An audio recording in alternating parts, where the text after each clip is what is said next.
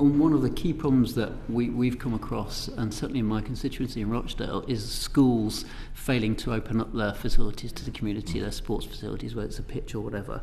And yet, one of the bits of feedback I get locally is that Sport England counts virtually every school pitch as effectively available to the community in theory, even though in practice that doesn't happen.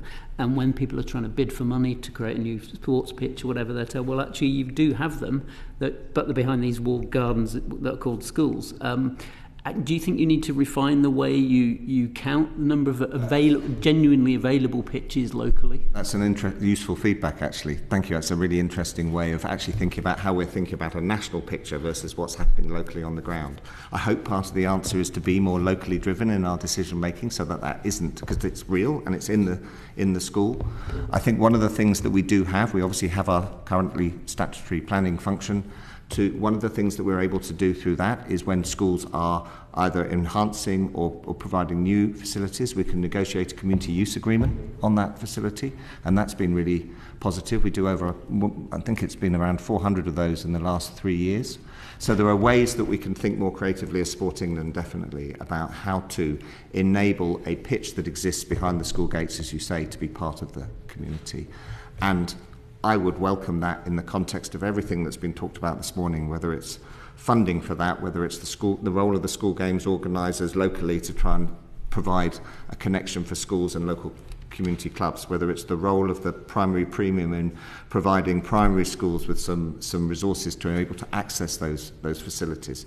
Joining that up would be actually the answer to your question, as well as us being a bit smarter about what actually constitutes a pitch in a local place. And you also mentioned the key role of volunteers, and volunteers don't just offer their time. Sometimes volunteers have assets to offer to community.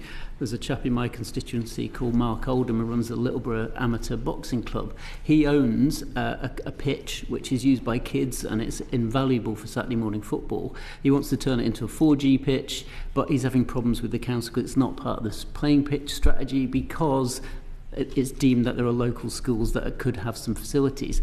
What's your message to someone like that who's got an asset to offer to the community and wants to improve it and wants to seek some money from Sport England? I think ultimately he's a great example of somebody who, if we were working better in place, if we were more locally driven in our decision making, there's probably an easier opportunity there to understand actually how we could overcome the barrier and the challenge that he's facing. At a national level, there's clearly